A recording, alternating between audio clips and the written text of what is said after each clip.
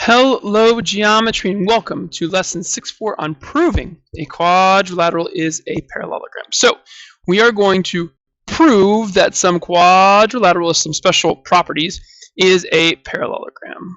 Okay. And again, if you remember in topic 2, we talked about parallel lines and then proving lines parallel. Same kind of thing here. It's going to involve what are called the converses of a lot of those theorems and properties we talked about from lesson 6.3. All right, so be aware for, be cognizant that you're going to see a lot of similar ideas here.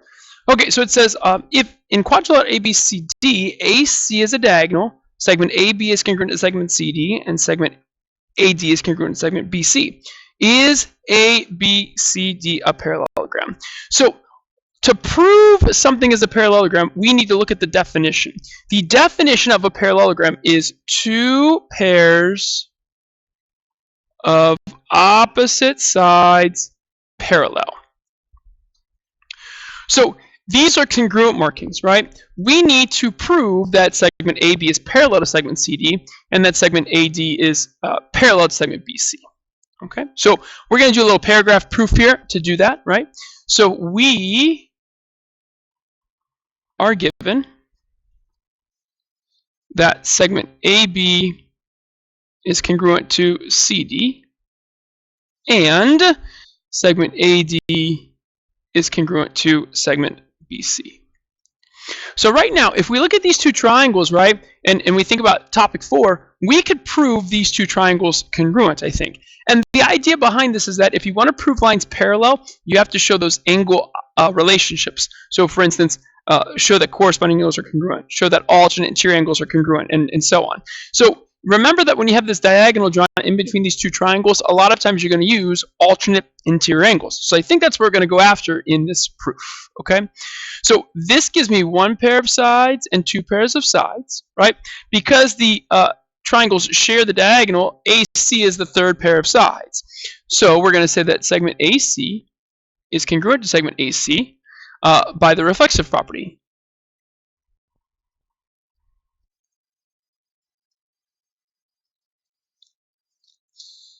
And that would be our third pair of sides. So triangle, let's name them correspondingly, ABC, I'll name the first one in alphabetical order, ABC, and then it'd be CDA, is congruent to triangle CDA, and that would be by side, side, side congruence.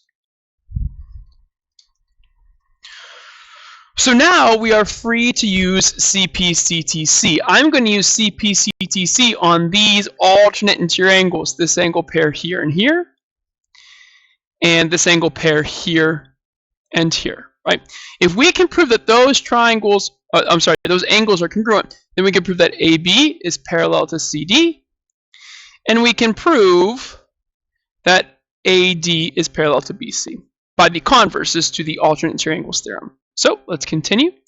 So I'm going to say angle BAC, so that's in blue, is congruent to angle, so we did BAC, so do DCA, is congruent to angle DCA, and angle, let's do the other pair, and angle BCA, this angle up here in purple, is congruent to angle DAC, the other angle in purple, by CPCTC, right? Once you prove triangle is congruent, you know their corresponding parts are congruent.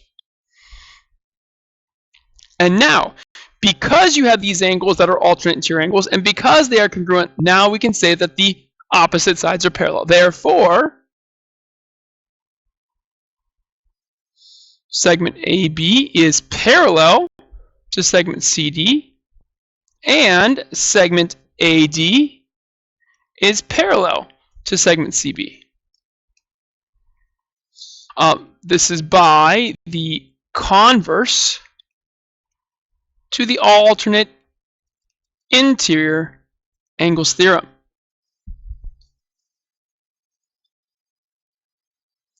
And now if you look here, opposite sides parallel, that is a parallelogram. Thus, ABCD is a parallelogram by definition.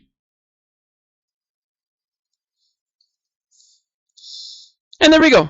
There's sort of our paragraph proof for proving that if the opposite sides of a quadrilateral are congruent, then the quadrilateral is a parallelogram. So you'll see here we've just created one of the converses, right? So it says if both pairs of opposite sides are congruent, then it's a parallelogram. So you don't need to show that the opposite sides would also be parallel. If you see a quadrilateral, if it's marked like this, you know it's going to be a parallelogram. Okay, so it takes the shortcut away from proving the opposite sides are parallel each time. All right, let's take a look at some angle measures. It says Teo sketches a design of a quadrilateral shaped building. If angle 1 is supplementary to angle 2 and 4, is his design a parallelogram? Okay. Well, let's take a look at this. All right. So he says that angle 1 and angle 1 is supplementary to angle 2 and angle 4. Well, let's call this A. Let's call this B. Let's call this C, and this called D. Right.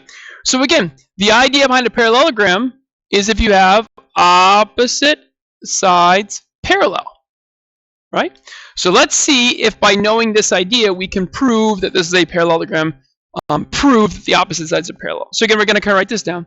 So if angle 1 and angle 2 are supplementary, if angle 1 and angle 2 are supplementary, right?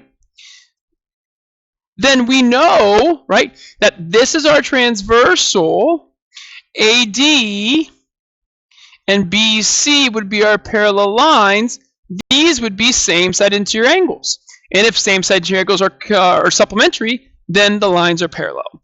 Then segment AD is parallel to segment BC by the converse to the same-side interior angles postulate.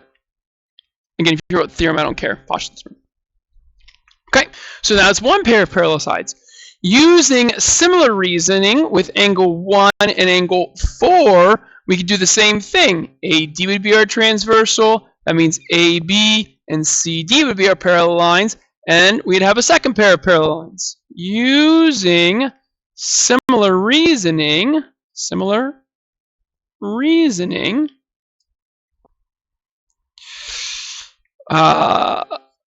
since angle 1 and angle 4 are supplementary, then segments AB and CD would be parallel. Thus, Teo's design is a parallelogram by definition, because both pairs of opposite sides are parallel.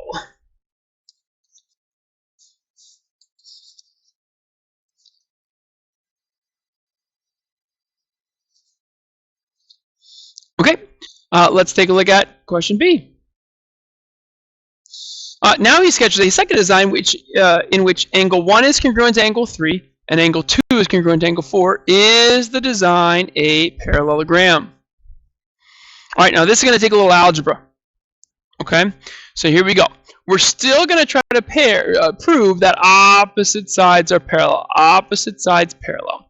So angle 1 is congruent to angle 3, and angle 2 is congruent to angle 4. Right? So we're going to use the polygon angle sum from earlier in this topic. So we know that the sum of these four angles will be 180 times n minus 2. 180 times n minus 2. There are four sides here, so it's 180 times 4 minus 2. That's 180 times 2. That's 360, right? So in this picture, angle 1 plus angle 2 plus measure of angle 3 plus measure of angle 4 is going to equal 360. Okay? Well, because 1 is congruent to 3, we can take out 3 and replace it with angle 1. And because 2 is congruent to angle 4, we can take out 4 and replace it with angle 2. So now we can say that the measure of angle 1 plus the measure of angle 2 plus the measure of angle 1 again plus the measure of angle 2 equals 360. And this is by substitution. Substitution. And now if we combine like terms, we have 2 angle 1s, so 2 times the measure of angle 1. We have 2 angle 2s plus 2 times the measure of angle 2 is 360. That's just combining like terms. And now everything has a 2. Divide by 2, divide by 2, and we can take 360 divided by 2, and we get that the measure of angle 1 plus the measure of angle 2 is 180. And again, we're back to that idea that if this is A, B, C, D, we just proved that A and B, right, angle 1 and angle 2, are supplementary. That's our transversal. I'll do it in blue. AB's our transversal. BC would be a parallel line. AD would be a parallel line. Angle 1 and angle 2 are same side interior angles. So this proves that segment AD is parallel to BC. And again, it's by the converse to same side interior angles.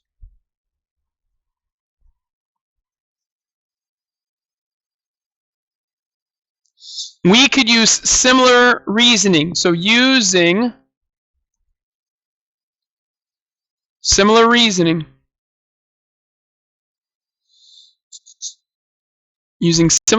we can prove that the measure of angle 2 plus the measure of angle 3 would be 180.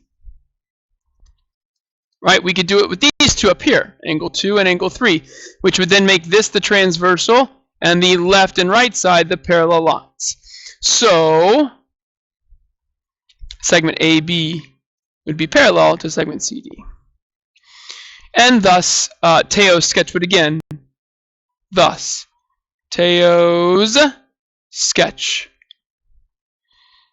or design, sketch, whatever, is a parallelogram by definition.